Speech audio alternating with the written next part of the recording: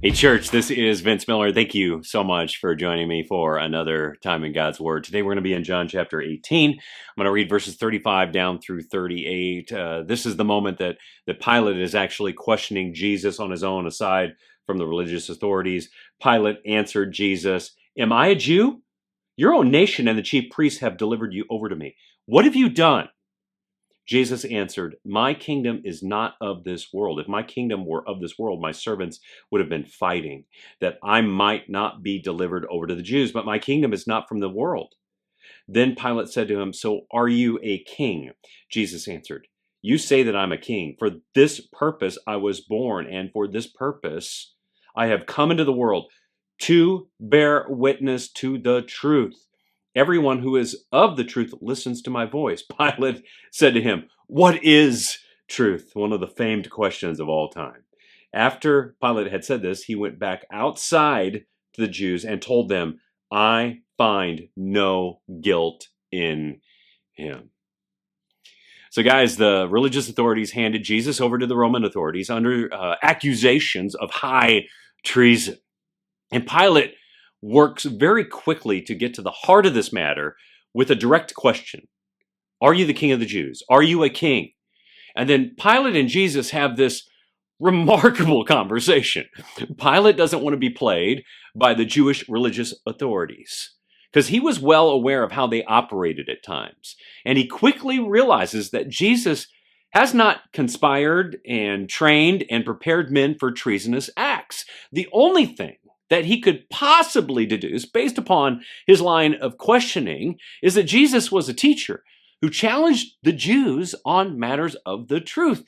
Thus, he concludes that he finds no guilt in the man named Jesus.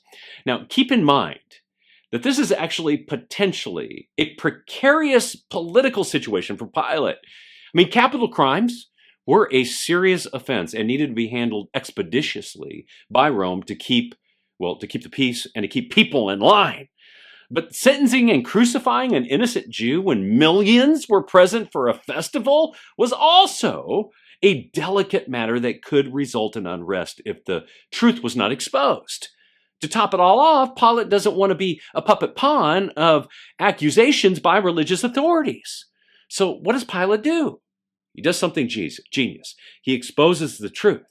He walks out of the praetorium in front of all the people and all the Jews and declares to the spectators there, "I find no guilt in him." Now, I want you guys to know that this is a very calculated statement by Pilate.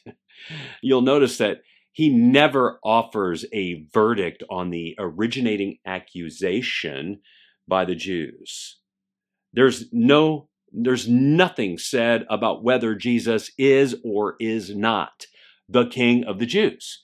He doesn't even touch that accusation. Instead, he only comes out and declares that he finds him not guilty, which was surgical positioning that would do two things. It would maintain order and not yield to Jewish religious manipulation. Yet within this declaration lies profound irony.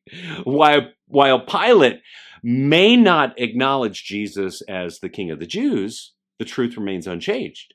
Jesus is undeniably the king of the Jews because, as Jesus stated, his kingdom transcends earthly boundaries.